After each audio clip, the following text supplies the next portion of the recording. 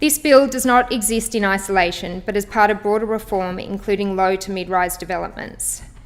Mona Vale, in my electorate of Pittwater, should not have been declared a town centre, particularly prematurely due to a lack of infrastructure.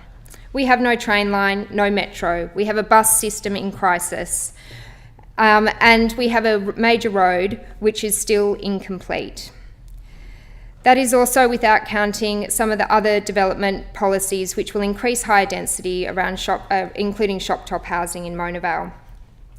My community has done a lot of work together with Council to develop the Mona Vale Place Plan, which was a strategic approach to balancing growth with infrastructure and community needs, laying the foundation for a future Mona Vale that meant housing targets and the needs of the community could both be met. That plan is currently under review.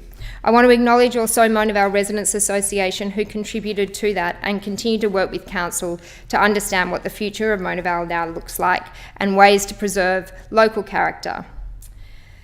We've also seen in my electorate already land prices surging, small businesses being priced out, and the risk that apartments delivered will be not affordable but expensive. We have 9 town centres announced on the Northern Beaches and no infrastructure announcements. Infrastructure should always come before development. Now, I had a constituent come in and do a quick check of transport figures with me, and he would argue, more than done by the Department of Planning, to expose the flaws and logic behind some of the high-density zoning in areas like Mona Vale. A heavy rail transport system can transport approximately 100 people per minute, a metro system 350, and the B-line bus, the primary transport for option for Mona Vale, only around 16 per minute. This means Mona Vale's transport capacity is only 16% of what heavy rail served centres can handle.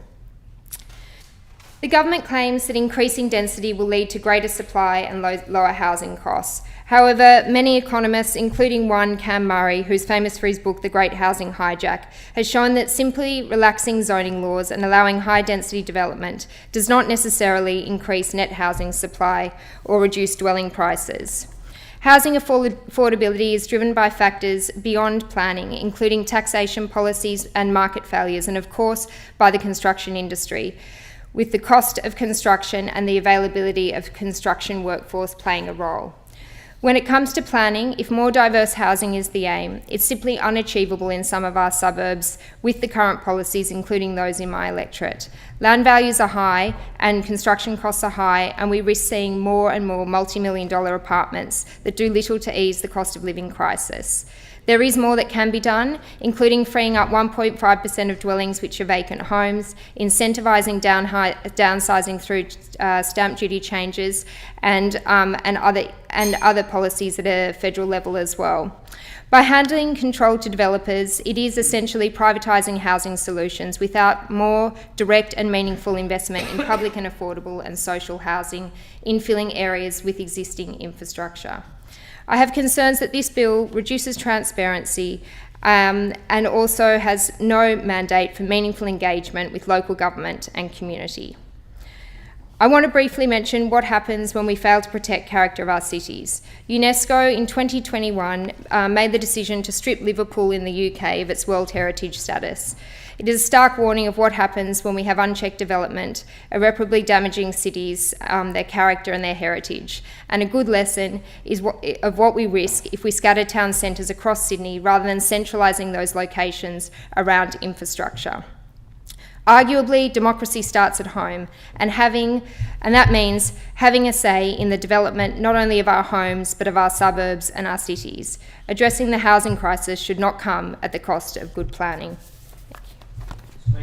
Thank you. I call the member for Campbelltown.